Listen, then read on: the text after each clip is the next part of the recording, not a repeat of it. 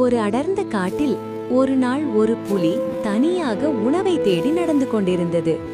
அந்த புலிக்கு மிகவும் பசியாக இருந்தது.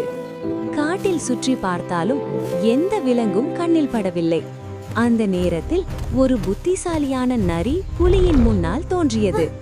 அந்த நரி தன்னை மிக முக்கியமானவன் போல காட்டிக்கொண்டது. அதன் நடையும் பார்வையும் புலியை குழப்பியது.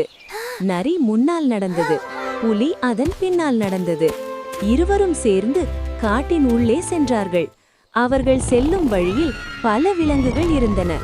ஆனால் புலியை பார்த்தவுடன் எல்லா விலங்குகளும் பயந்து ஓடின.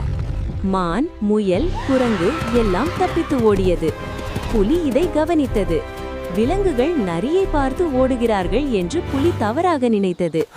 நரி மிகவும் சக்தி வாய்ந்தது என்றும் எல்லா விலங்குகளுக்கும் அரசன் என்றும் புலி நம்பியது. நரி முன்னால் சென்று கொண்டே இருந்தது. புலியும் அதனை பின்தொடர்ந்து சென்றது. ஆனால் நேரம் போக போக எந்த உணவும் புலிக்கு கிடைக்கவில்லை. சூரியன் மெல்ல மறைய ஆரம்பித்தது. காட்டில் அமைதி சூழ்ந்தது. புலியின் பசி மேலும் அதிகமானது. இறுதியில் புலி சோர்ந்து தனது குகைக்கு திரும்பியது. அன்று அந்த புலிக்கு கொஞ்சமும் உணவு கிடைக்கவில்லை. நரி புத்திசாலித்தனமாக புலியை ஏமாற்றி தப்பித்தது.